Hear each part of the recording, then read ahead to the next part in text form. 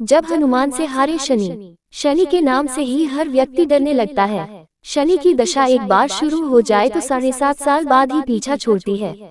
लेकिन हनुमान भक्तों को शनि से डरने की तनिक भी जरूरत नहीं। शनि ने हनुमान को भी डराना चाहा, लेकिन मुंह की खानी पड़ी। आए जाने कैसे। महान पराक्रमी हनुमान अमर हैं। पवन पुत्र हनुमान रघुकुल के कुमारों के कहने से प्रतिदिन अपनी आत्मकथा का कोई भाग सुनाया करते थे।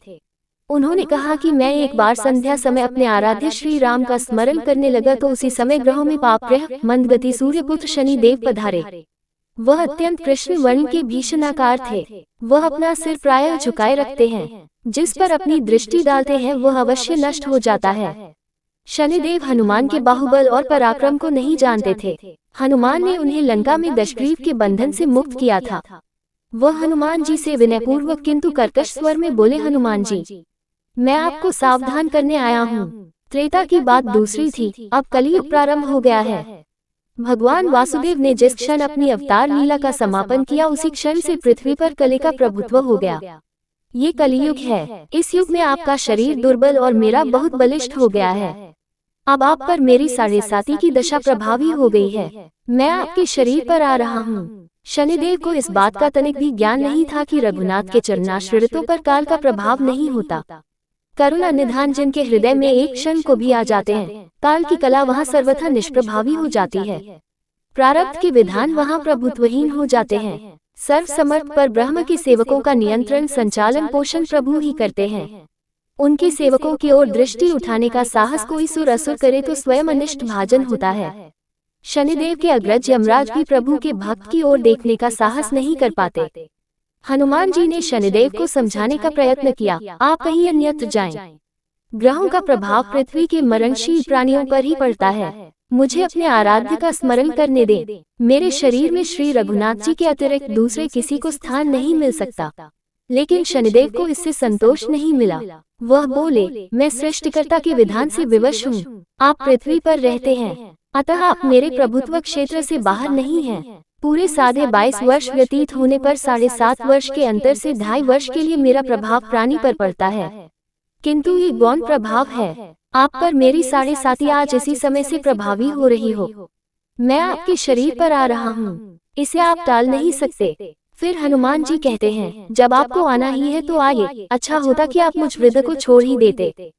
फिर शनिदेव कहते हैं, कलियुग में पृथ्वी पर देवता या उपदेवता किसी को नहीं रहना चाहिए।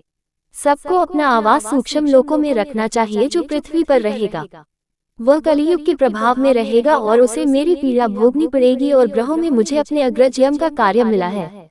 मैं मुख्य मारक ग्रह हूँ और मृत्यु के सबसे निकट वृद्ध होते हैं, अतः मैं वृद्धों को कैसे छोड़ सकता हूँ। हनुमान जी पूछते हैं, आप मेरे शरीर पर कहाँ बैठने आ रहे हैं।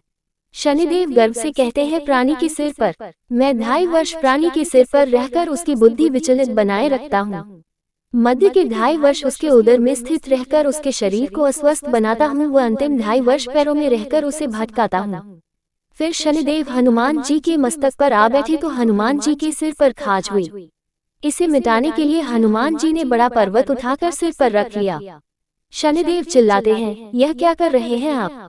फिर हनुमान जी कहते हैं, जैसे आप सृष्टिकर्ता के विधान से विवश हैं, वैसे मैं भी अपने स्वभाव से विवश हूँ।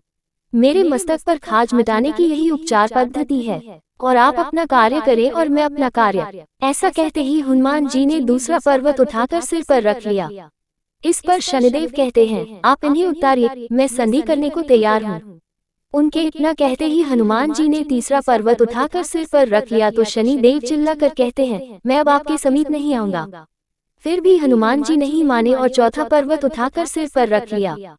शनिदेव फिर चिल्लाते हैं, पवन कुमार, त्राहि माम ताहि माम, रामदूत, आंजनेयाय नमः। मैं उसको भी पीड़ित नहीं करूंगा जो आपका स्मरण करेगा। मुझे उतर जाने का अवसर दें। हनुमान जी कहते हैं, बहुत शीघ्रता की, अभी तो 5वां पर्वत शिखर बाकी है। और इतने में ही शनि मेरे पैरों में गिर गए और कहा, मैं सदैव आपको दे वचनों को स्मरण रखूंगा। आघात के उपचार के लिए शनिदेव तेल मांगने लगे। हनुमान जी तेल कहाँ देने वाले थे, वही शनिदेव आज भी तेल दान से तुष्ट होते हैं।